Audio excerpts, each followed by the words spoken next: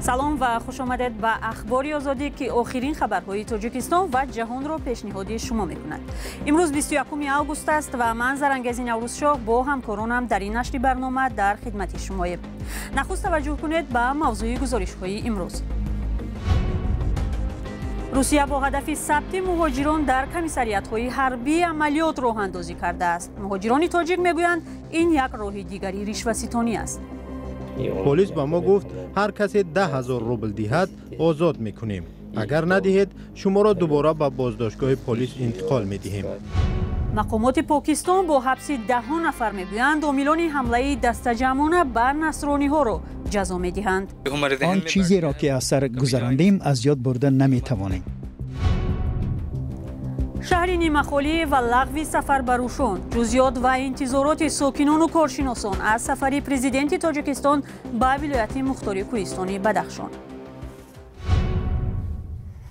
شروع میکنیم از یک خبر. رستم امامعلی رئیس مجلس ملی تاجیکستان و شهردار دوشنبه با شهردار پکین این یون یادداشت دوستی و همکاری امضا کردند. با اطلاع خبرگزاری رسمی خاور در این ملاقات دو جانب به گسترش همکاری تجارتی و اقتصادی، جلب سرمایه به بخش‌های استحصالی و رشد سیاحی، تقویت رابطه‌ها در ساحه‌های معارف، علم و تکنیک و تندرستی تاکید کردند. هدف این سفر تقویت همکاری‌ها میان دو کشور دوست استراتژیکی عنوان می‌شود. اما کارشناسان میگویند که یکی از هدف‌های اساسی آن معرفی رستم امامعلی به عنوان وارث احتمالی پرزیدنت امامعلی رحمان است. رسانه‌های چینی خبر داده بودند که سفر مذکور با دعوت ژائو لی، رئیس کمیته دائمی شورای مجلس نمایندگان چین صورت می‌گیرد. سفر رستم امامعلی به چین از 20 آگوست آغاز یافته تا 23 آگوست ادامه می‌کند. او با هواپیمای پرزیدنتی به چین سفر کرده است.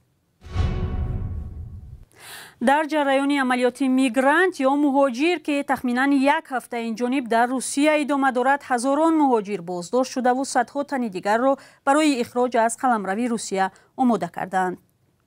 مقامات روسیه اصرار می‌ورزند که هدف از این اقدام ثبت نام مهاجران دارای شهروندی روسیه در کمیساریات‌های حربی است که عهده‌داری کانستیتوسیونی میباشد. اما در صحبت با تلویزیون نستایش ورمیا بعضی از مهاجران تاجیک گفتند عملیات یک راه دیگری اذیت مهاجران است. عملیات پلیس سنت پتربورگ در انبار سبزوات صوفیایی این شهر. Здравствуйте, мужчины. Документы готовим свои, пожалуйста. Уважаемые граждане, все готовим документы. Будьте добры, документы. هفته روان این گونه تفتیش در صدها مؤسسه و خوابگاه برگزار شده. مقامات روسیه اصرار می‌ورزند که عملیات میگرانت با موفقیت تطبیق می‌گردد. گفته می شود که 6,000 نفر برای پایمال نمودن قوانین مهاجرت بازداشت شده، 500 نفر منتظر اخراج از روسیه بوده است. انتقال مهاجران دارای شهروندی روسیه به کمیساریات‌های حربی را پلیس سنت پتربورگ از وظیفه‌های نو خود عنوان داده، خاطر نشان کرده است که این عهده‌داری در کنستیتوسیای این کشور ثبت شده است. Сотрудниками ГУМВД России по Санкт-Петербургу и Ленинградской области проводятся оперативно-профилактические мероприятия по линии миграции. تلویزیون نستایه شورمی با یک شهروند تاجیکستان که اثنای رید میگرانت روز یکشنبه 13 آگوست در مسکو دستگیر شده بود گفتگو کرد. این مهاجر تاجیک که نخواست نامش آشکار گردد یادآور شد که صرف نظر از بود و باش قانونی او را از خانه بازداشت و به اداره پلیس بردند. آنها تلفنم را گرفته مثل جنایتکار به دستانم زولانه زدند. ما را به شعبه سیوم سرریاست پلیس مسکو بردند. ما را در آنجا در یک قفس خرده که همگی 8-9 متر مربع بود 24 ساعت بدون غذا و بدون خواب نگه داشتند. کجا خواب؟ امکان 6 تن هم نبود. حقوقشناسان روس میگویند هر فردی که شهروندی روسیه را گرفته است باید خود را در کمیساریات حربی ثبت کند.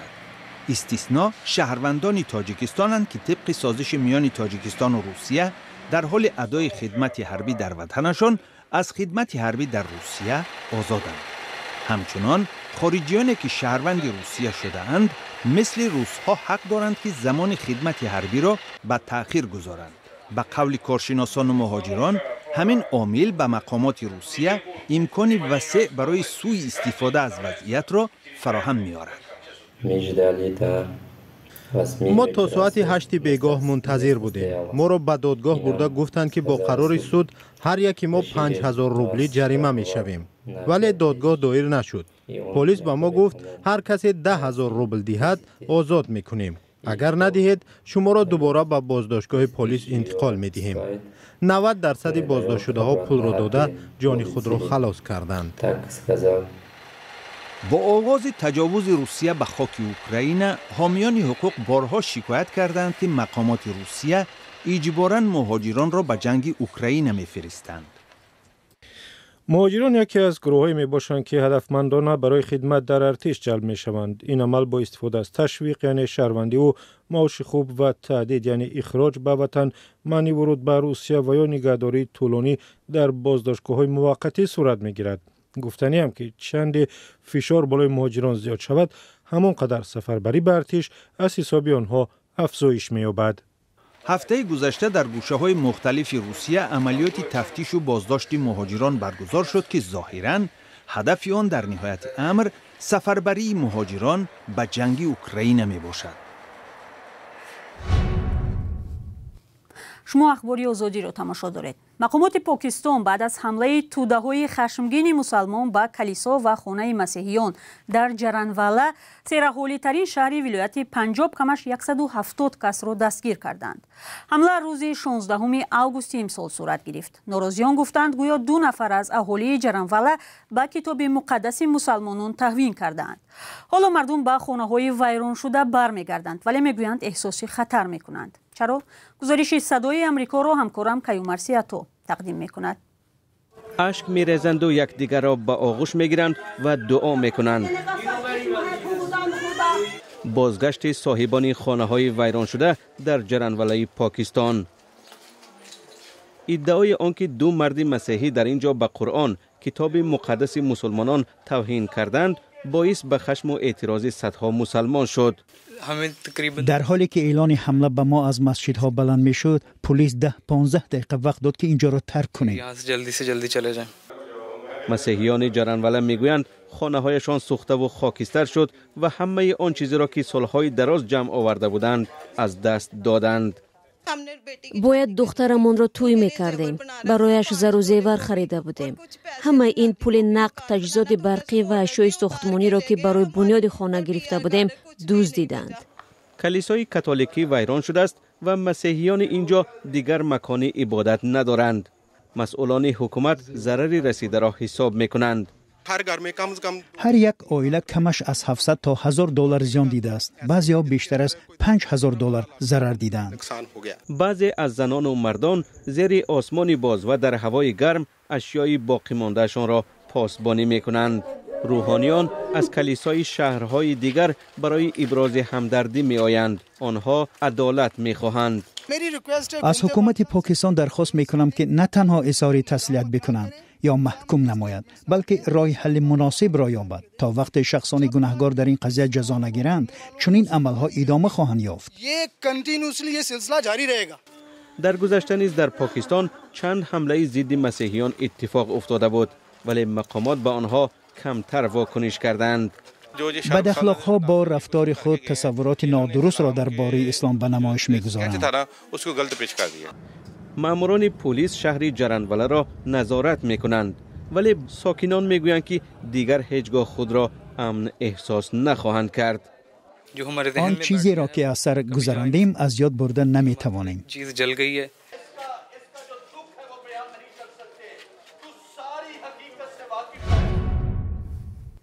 برمیگردیم به تاجیکستان. چراهای شدید امنیتی شهر نیمه‌خالی و لغو سفر به روشن. برخی از ساکنان ولایت مختار کوهستانی بدخشان بازدید رئیس جمهور را از منطقه چنین تصویر کردند، چیزی که رسانه‌های دولتی درباره‌اش گپ نمی‌زنند. امامعلی رحمان طبق نقشه از 15 تا 18 آگوست امسال به چند گوشه بدخشان از جمله به شهر خوروغ سفر کرد. این سفر اولین پرزیدنت پس از حادثه‌های خونین ماه سال 2022 در ناحیه روشن و خوروغ بود. سفر مذکور به بدخشان چی تفاوت و چی پیام داشت؟ برای دریافت تفصیلات بیشتر همکارم میرزانبی خلیقزاد به استودیو دعوت شده است. میرزانبی، بعضی از رسانه‌ها با توجه به سفر امام علی رحمان به بدخشان آن را غیر عادی نامیدند، اما خبرگزاری‌های دولتی تاجیکستان آن را مقرری خواندند. این سفر چه ویژگی‌ها داشت؟ سلام زرنگیز، سلام بینندگان گرامی. رئیس جمهوری تاجیکستان در این سفر چون همیشه چندی از انشاءات نو را کشاد که از حساب صاحبکاران و یا سرمایه‌های دولتی برای کارمندان نهادهای حفظ حقوق و بیوجتی ساختند. در هر ناحیه با ساکنان به گفته مقامات فعال که بیشتر از رئیس جمهوری و نمایندگان حکومت ستایش می‌کردند نیز واخورده است. در نظر اول سفر امام علی رحمان به ولایت مختاری کوهستان بدخشان بسیار مهم بود، چون پس از یک سال حادثه‌های خونین در روشان و خاروخ صورت گرفت. هنگام سرکوب اعتراض ساکنان در ماه می و ایون سال 2022 کمش 34 نفر کشته شد و ده‌ها کس بازداشت و به مهلت‌های دراز زندانی شدند. اما اشتراکداران واخوری با پرزیدنت تاجیکستان امام علی رحمان میگویند وی در سخنرانی خود از دستاوردهای حکومتش در این ولایت در 30 سال اخیر گپ زده به حادثه‌های سال گذشته اشاره نکرده است. رئیس جمهور وعده رشد من بعده ولایت را داده است. این است. بله، به هر حال ویژگی‌های نیز بودند یا نه؟ سوالی اساسی این است میرزانبی. ببینید، چندی از ساکنان ولایت روز 21 آگوست در صحبت با رادیو آزادی سفر امام علی رحمان را به منطقه به طور گوناگون تفسیر کردند. مثلا یک روزنامه‌نگار محلی به ما گفت پیشتر فقط یک گروه از مردم شاید آمدن او را خوش نداشتند، ولی اکثریت صمیمانه پیشواز می‌گرفتند. امسال در خاروخ، روشان و ناحیه‌های راشقله روحی یگانه حاکم بود. سببش حادثه‌های خونین سال گذشته و دولتی شدن بعضی از انشاءات وابسته به بنیاد آقاخان است که ما در رابطه به این گزارشات داده بودیم. به قبل مصاحبه رادیو آزادی در ناحیه‌های ونج و درواز که در حادثه‌های اخیر زیان ندیدند و با کوشش وزیر صنعت و واخوری طبق عنعنه خوب گذشته است، اما چاره‌های سخت بی‌خطری بیانگر آن بودند که از امنیت پرزیدنت سخت خواطر بودند. و افزود که یک روز پیش از رسیدن پرزیدنت تمام اداره و دکان و بازار و راه‌ها را در خاروخ بستند. در شهر آوازه پخش شد که زنان روشان قصد دارند با لباس سیاه به پیشواز پرزیدنت برآیند و ناراضگی خود را ابراز کنند. مصاحب ما می‌افزاید نمی‌داند این حقیقت بود یا نه، اما سفر پرزیدنت به ناحیه روشان بیکار کرده شد. ولی یک منبع آگاه در حکومت ولایت مختاری کوهستان بدخشان سر و صدا را درباره نقشه نمایش اعتراضی در روشان رد کرده گفت سفر رئیس جمهور به چند موضع به دلیل وضع سلامتیش بیکار شده است. این مصاحب ما همچنین گفت طبق نقشه رئیس جمهوری باید 9 جای را میدید ولی همگی به 4 جای رفته است. انشاءات باقی مانده را به جای او اعضای هیئت از دوشنبه کشیدند و گفته وی در عموم سفر آرامانه گذشته است، هرچند خفی آن بود که در راشقله یا در خاروخ به سبب حادثه‌های سال پیش هنگام ملاقات با فعالان حالت غیر چشم‌داشت به وقوع بیاید، اما هیچ کدام از این حالت صورت نگرفت، همش زیر نظارت بود، افزود این منبع ما. بله. تشکر. بینندگان ارجمند، همکارمان میرزانبی خلیقزاد درباره سفر پرزیدنت تاجیکستان امام علی رحمان به ولایت مختاری کوهستان بدخشان تفصیلات داد. معلومات بیشتر را در این باره شما میتوانید در سامانه آزادی پیدا کنید.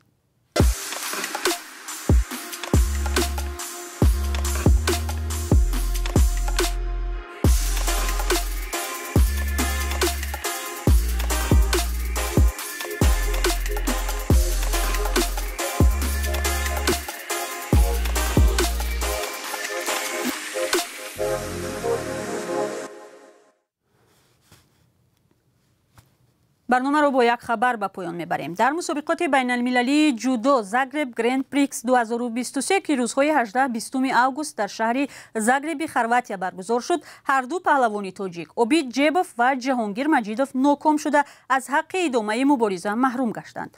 در مسابقات زاگرب گرند پریکس 2023 530 ورزشکار از 83 کشور 5 قاره عالم شرکت کردند.